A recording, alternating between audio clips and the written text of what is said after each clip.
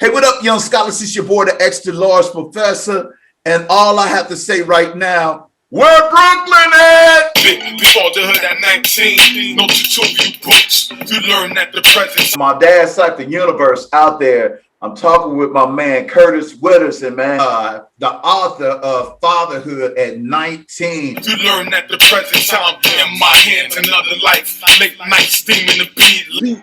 Show your kids who you are. Man, that's it's a thing where they say women can't raise men. In ideally, in some ways, that's factual.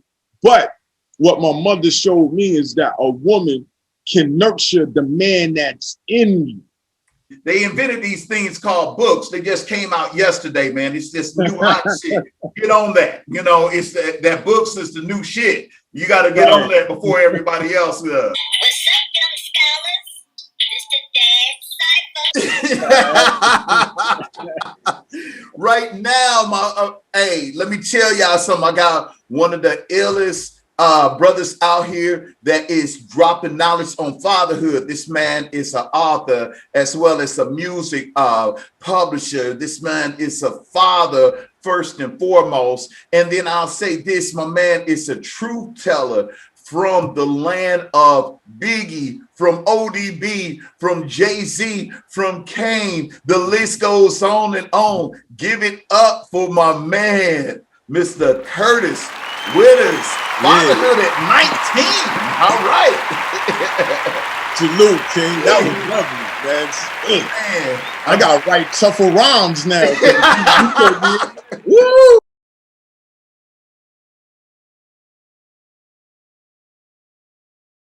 Boy. Man, like I said, I'm born and raised in St. Louis. Everybody know I got love for St. Louis, but as an 80s baby, you gotta pay respect to where the art and where the music come from. It was born in the East, man, so you gotta respect that. And I'm so excited to have you, brother. So let's go ahead and get into the chop up, because what we do here at the DadCypher Fatherhood Chop Up is just what we do. We just sit up here and we chop it up. We talk about what it means to be a man. We talk about what it means to be a father, because we can't let the media tell our story. We got to tell our own.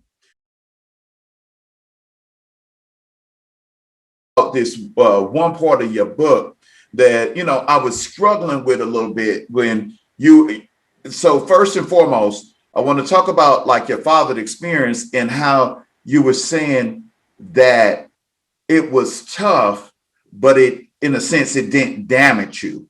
So I wanted to get into that. Like, tell me, what was it like with your father, your relationship with your dad?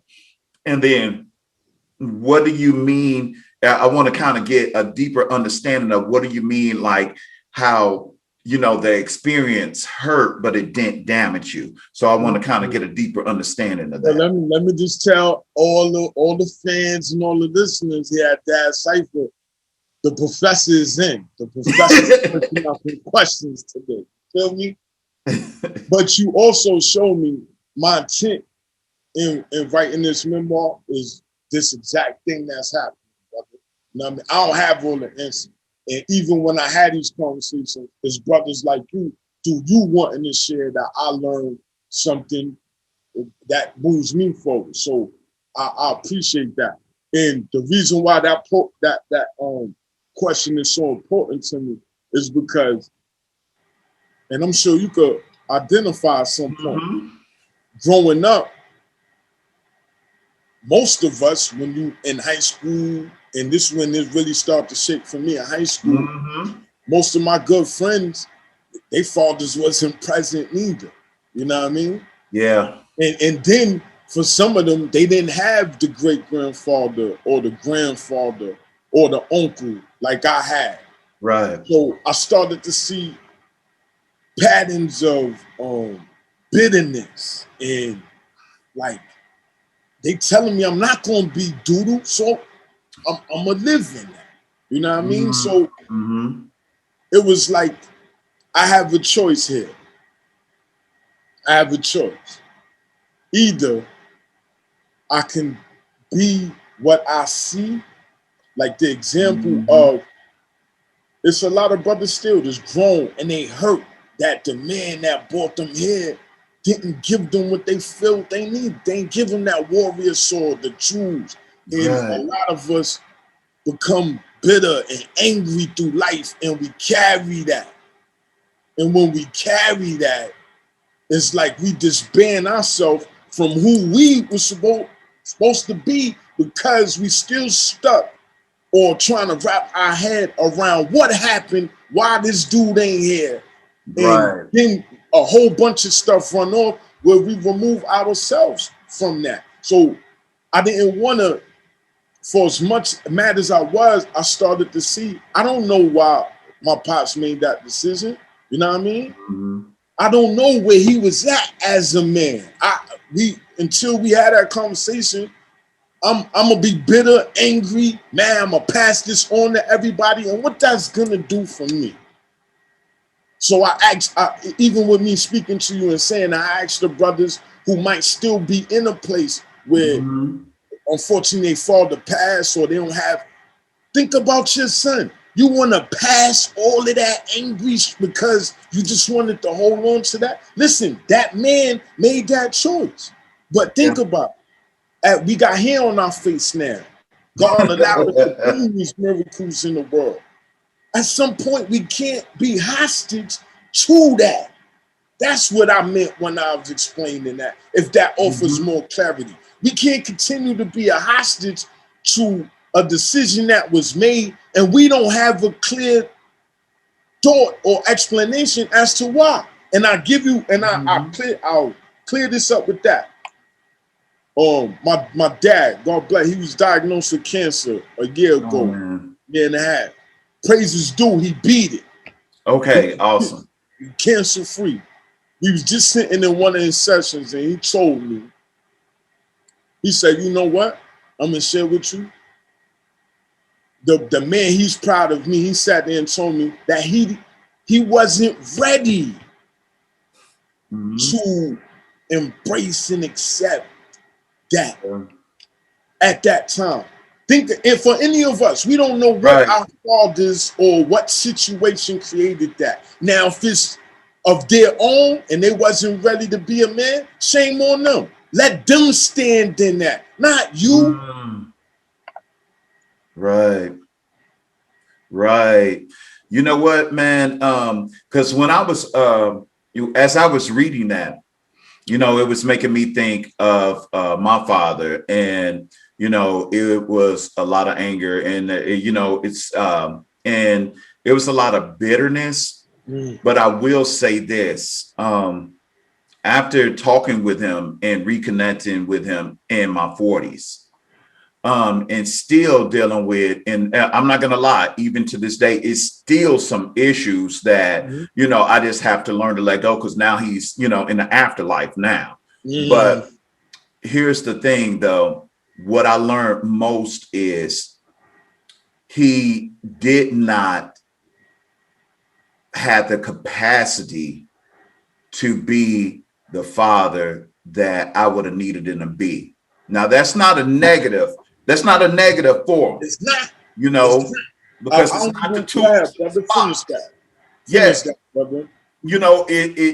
it's as simple as this. I would say, imagine if you're a mechanic, but you don't have like a Phillips screwdriver. So then you start trying the best you can to unscrew with maybe a butter knife and that sort of thing. Maybe you can do it, get some screws off, but sometimes you can't. I'm saying this: sometimes our fathers and sometimes our mothers too. It's not just a dad thing. Of course. Sometimes we as human beings don't have all the tools that it take to be that force that's needed to be a parent. But what we can do, if we don't have those tools, is to share our stories. Because if nothing else, and I'll say this to any dad out there, and this is what you're doing in the book, you're sharing that story, and that's going to be the seed that helps the next generation. Because it's something that Because my next question is going to definitely get into the spirituality of what you get into. But I just remember something that, TD Jakes said that really resonated to me. He said, either you going to be buried or you going to be planted. And both of them involve having dirt thrown on you. So this life is about hardcore struggle. You're going to go through it. And so the thing as fathers, either we're going to be buried by the stuff that happened to us, or we're going to learn how to push through it and grow. Now, I ain't going to say this not going to lead some trauma, because, no doubt about it. The thing, and this is where I was like, why I wanted some clarity on your question, because I want to let the viewers out there know you're going to experience some trauma. It's some pain. It's some painful shit. Oh yeah, it's happening. No doubt about it. It's happening. But you grow from it, and those scars is like, those scars become part of what you say in your character. The build is, yes. Right. Yeah. At the age of 19, you became a dad. What prevented you from being buried by your, fatherless experience? And what made you want to, how did you become a plant and grow instead of being buried? So that's what I want to get at 19. You want to, you gonna make me come where you at, brother. So you taking this, but I must say, solution. I must say,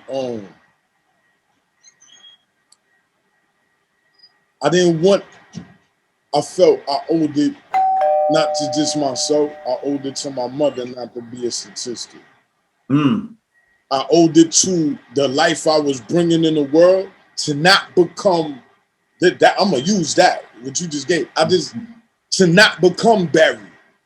I seen it on the news. To go Maury, is all that silly shit about father, all that. I didn't want to be attached to that. I felt like, again, for one, I let people know it was my conscious decision to have my child at that age. Because you could get into planning. We all, like that fairy tale part. Oh, when we have kids, we gonna have this much stat, we gonna do that. But then I must say, again, being the oldest sibling, I even to this day, my siblings, I'm very close with my brothers and sisters. You know what I mean? So that foundation and just knowing I could do it and not wanting to be a failure to another failure of our community. I go there and say that because I got tired of, like you said, we being depicted this way, but that's far from the reality. And I ain't like jail, neither. I don't like that, neither. So I felt, how would I be able to contribute and show my son what a man is, not just by talking, but by my actions. Right. So I was very heavy in the street at 19. Right. So I found myself, actually, that's when I really had to make my first choice. Do I want the curb, the concrete to raise my son? Or do I want to be here and raising my son? So that's what really shifted, because at 19 in Brooklyn, it's a lot. It's more than a Biggie song and Jay and all them going on. You hear it in their songs, but I'm seeing the real life thing of it, and I'm losing brothers, and I'm watching brothers lose their father, and then their children is in the street. It's like they in the jungle by themselves, and it's like, do you want this? What you want that for them? And that shook me to my core, man.